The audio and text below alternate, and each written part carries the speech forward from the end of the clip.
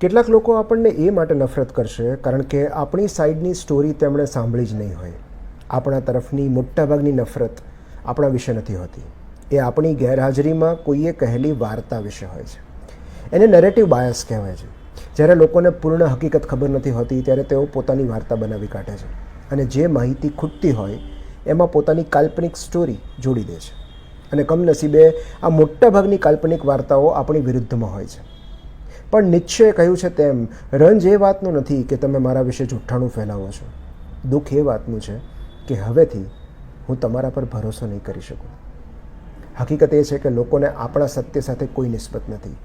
એમને તો બસ એક વાર્તા જોઈએ છે જેમાં આપણે વિલન હોઈએ. એ વાર્તાને જ તેઓ સત્ય માની લે છે. પણ અકથિત રહેલી વાર્તા અસત્ય નથી બની જતી. કેટલાક સત્ય બીજ જેવા હોય છે.